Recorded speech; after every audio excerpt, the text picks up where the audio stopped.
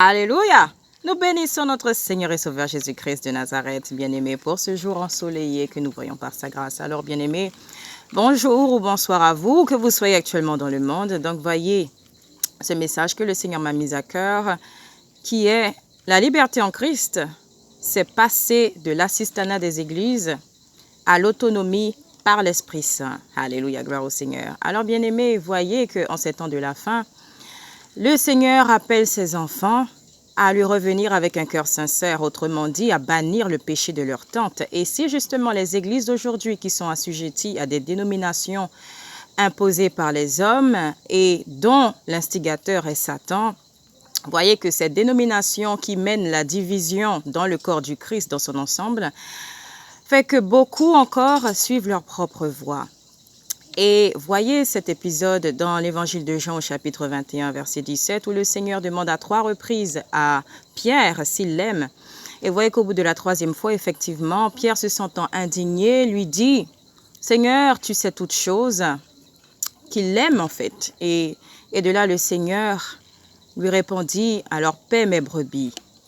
Et nous savons que lorsque le Seigneur adresse ces mots, c'est pour que véritablement les brebis puissent être bien-aimées, pas forcément choyées, mais qu'au moins elles reçoivent ces enseignements, qu'elles reçoivent ces doctrines. Donc les doctrines de Christ selon lesquelles il faille se repentir véritablement de ses péchés et vivre une vie dans la lumière, une vie dans la sainteté, ce dans toute leur voie. Donc voyez qu'en ce sens, au jour d'aujourd'hui, bien-aimés, les églises qui font plus de l'assistanat qu'elles n'apprennent véritablement à connaître et à marcher selon l'esprit, les églises qui font plus dans l'assistanat plutôt que de justement enseigner aux brebis de Dieu, de marcher dans la sainteté et de véritablement s'accaparer l'autorité que Christ nous confère par sa grâce afin d'évincer la puissance de l'ennemi de nos tentes.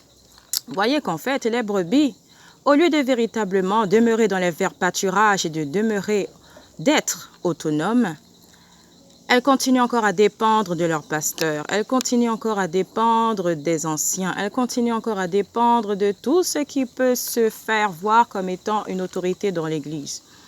Et voyez que le but de Jésus-Christ, ce n'était pas cela. Pourquoi? Parce que lorsqu'il est venu sur terre et que justement, il a ainsi fait des disciples, c'était pour que les disciples, à leur tour, puissent être suffisamment autonomes afin de pouvoir exercer son autorité, afin de pouvoir vivre dans la paix et dans la joie, malgré les épreuves, et ce tout au long de leur vie sur terre, jusqu'au retour du Seigneur, justement.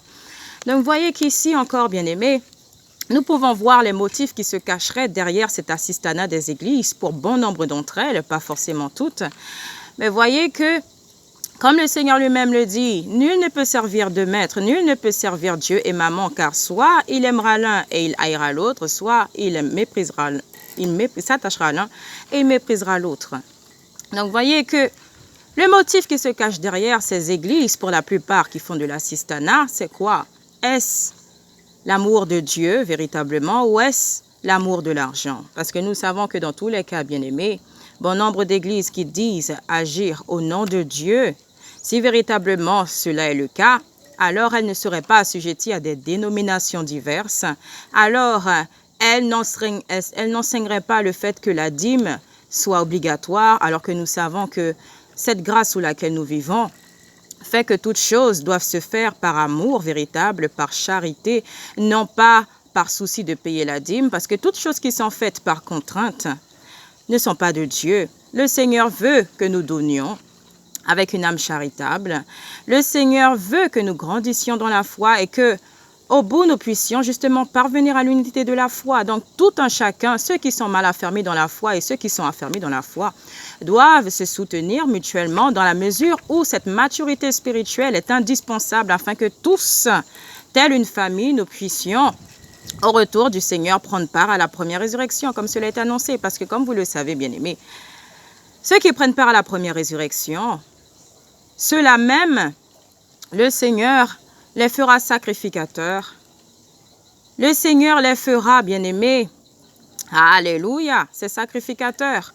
Et nous savons qu'ils ne seront pas jugés. Donc c'est en ce sens que, bien-aimés, Nous nous attelons à faire la volonté du Seigneur, parce que si vraiment nous l'aimons, nous voulons le voir et vivre avec lui pour l'éternité, alors nous ne chercherons pas à prendre part à la deuxième résurrection, parce que nous savons qu'à la deuxième résurrection, bien-aimés, les personnes et les croyants seront jugés selon leurs œuvres.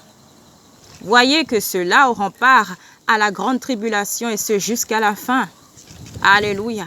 Donc si vraiment, bien-aimés, nous restons fidèles au Seigneur, nous savons véritablement qu'il nous préserve jusqu'à son retour. Il nous préserve de toutes choses de ce monde. Et en maintenant cultivant notre foi, c'est-à-dire en nous attelant à marcher selon l'esprit et par la foi, justement, alors nous restons dans ses faveurs. Et voyez que c'est ce à quoi il nous prépare. Alléluia. Donc si vraiment nous sommes prêts à manger la nourriture solide qui veut que toute vérité soit dite, même celle qui est dure à ingurgiter, voyez que ceux qui sont toujours au lait spirituel, bien-aimés, constituent encore des proies faciles entre les mains de l'ennemi, comme mentionné précédemment. Donc nous prions le Seigneur encore, nous le bénissons, nous le glorifions dans toutes nos voies, pour toutes choses qu'il nous apprend au quotidien. Alors encore une fois, bien-aimés, invoquez le Saint-Esprit qui vous mènera dans toute vérité. Invoquez le Saint-Esprit, bien-aimé, qui vous révélera absolument toutes choses, même les choses cachées que seul l'Esprit, justement, révèle. Alléluia. Donc, gardons toujours ce cœur d'enfant. Gardons toujours nos yeux et nos cœurs rivés sur le Seigneur en toutes circonstances et ce quoi qu'il advienne. Alors je prie, bien-aimé, que le Seigneur, par son esprit de discernement, de sagesse, de connaissance, de révélation et de vérité, continue de vous insuffler toutes choses dans le cœur et que vous continuez encore et toujours de grandir dans la foi. Alléluia, à la gloire du Seigneur. Restez bénis en Christ, bien-aimés, et à très bientôt par sa grâce. Amen.